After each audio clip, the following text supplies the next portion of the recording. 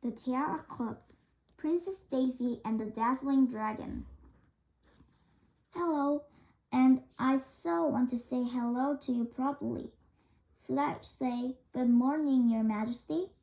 That doesn't sound very friendly, and I do want us to be friends. After all, we're at the Princess Academy together, aren't we? Oops, I nearly forgot to tell you I'm Daisy, Princess Daisy.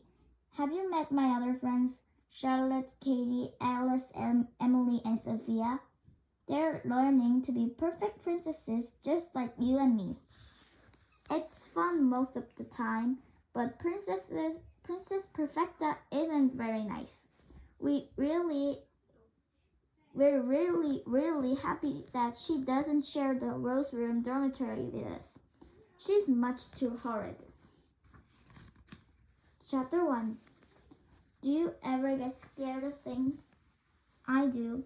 For one thing, I'm scared I'll never get 500 Tiara points by the end of the first year here at the Academy.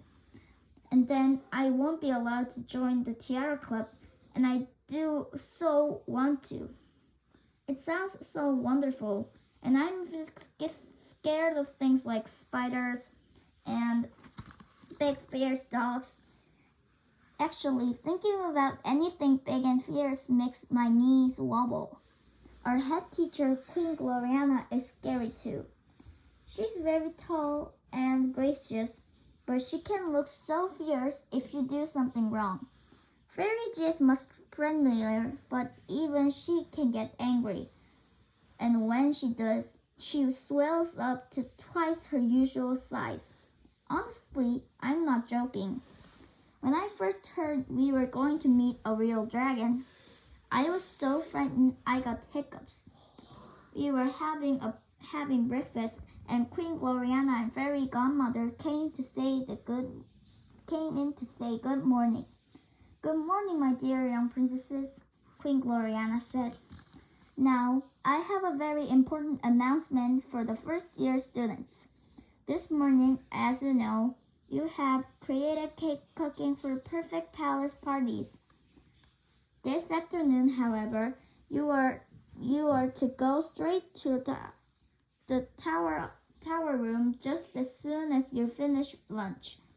You are most fortunate. King Percival has agreed to bring in one of his dragons.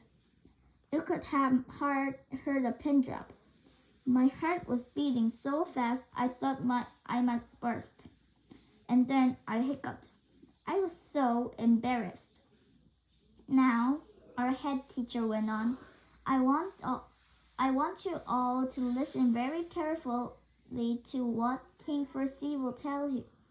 He will be instructing you on how to talk to dragons, and he will give you your last Tiara points at the end of the lesson. I look forward to hearing that you all had at least 10 points. And then she swept out of the dining hall, and Fairy G, who is much too used to sweep, stamped after her.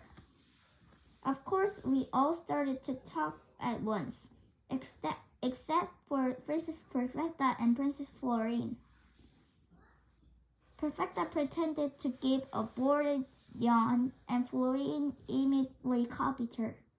Just because Perfecta was at the academy last year, she thinks she knows everything, even though she only got about 100 points in the whole year.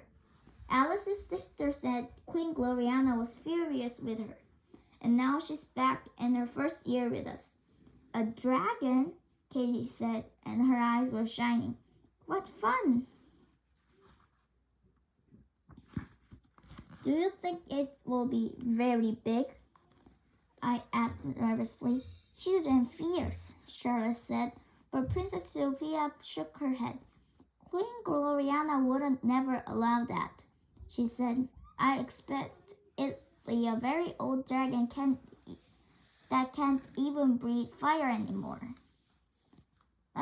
Come on, Alice stood up. Let's go and get boring old cake cookery over. Then we can see the dragons for real. Hurry up and finish your toast, Daisy. I looked at the toast lying untouched on my plate. I didn't feel very hungry, especially when I saw the burnt edges.